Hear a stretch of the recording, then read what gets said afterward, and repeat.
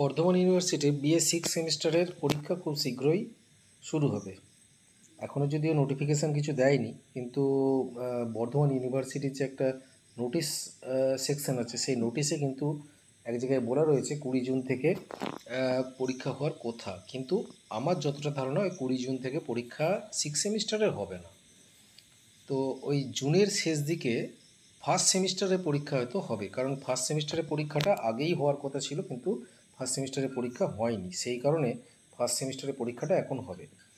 তো ফার্স্ট সেমিস্টারের পরীক্ষা হওয়ার পর সিক্স সেমিস্টারের পরীক্ষা শুরু হবে। সেই জন্যে সিক্স সেমিস্টারের সম্ভবত জুলাইয়ের ফার্স্ট উইকে হবে। তাই তৈরি থেকো, যে কোনো মুহূর্তে তোমাদের নোটিফিকেশান জারি হয়ে যাবে। আর যেটা আমি তোমাদের বলি যে আমার চ্যানেলটা যারা দেখছো, ভিডিওটা যারা দেখছো, তাদের মধ্যে যারা এখনও সাবস্ক্রাইব করোনি, সাবস্ক্রাইব করে নাও, কমেন্ট করো, শেয়ার করো, যাতে আরও সকলে দেখতে পারে, এবং লাইকও করো।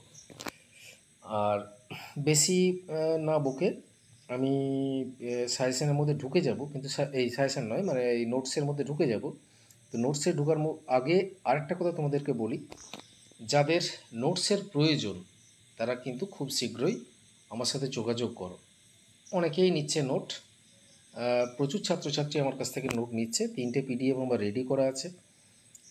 নোটসের প্রয়োজন হলে তোমরা আমার সাথে খুব শীঘ্রই যোগাযোগ করো।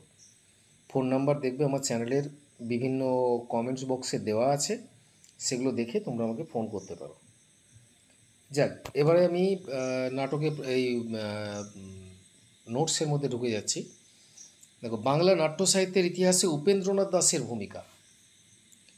19 শতকে বাংলার পেশাদার থিয়েটার যুগের একজন অন্যতম নাট্যকার হলেন উপেন্দ্রনাথ দাশ। তিনি একাধারে ছিলেন নাট্যকার, নাট্য পরিচালক, মঞ্চ মালিক এবং সমাজ সংস্কারক।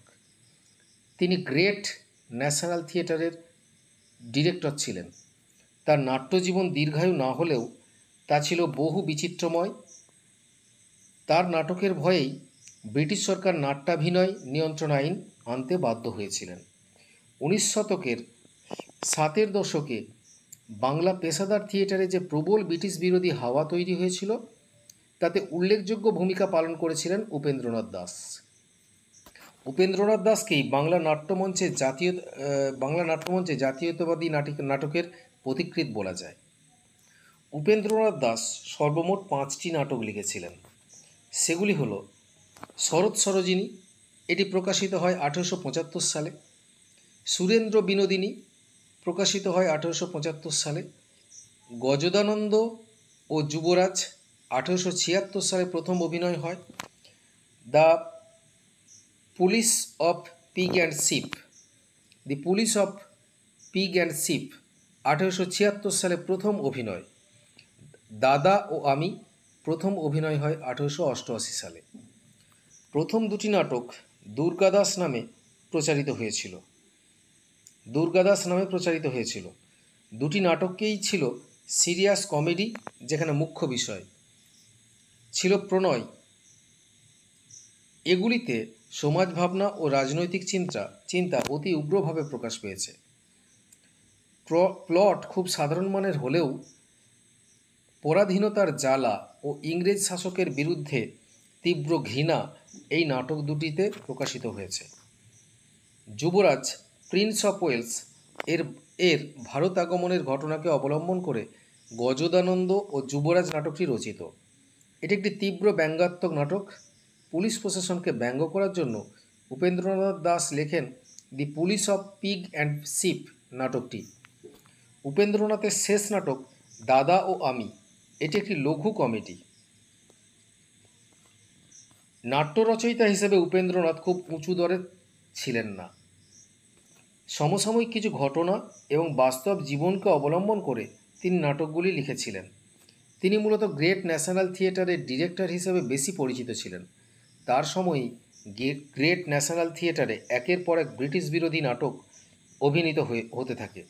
মূলত গ্রেট ন্যাশনাল থিয়েটার এবং বেঙ্গল থিয়েটারে ব্রিটিশ বিরোধী নাটক বন্ধ করার জন্য 1876 সালের 29 ফেব্রুয়ারি লর্ড নর্থব্রুক নাট্যাভিনয় নিয়ন্ত্রণ আইন চালু করেন।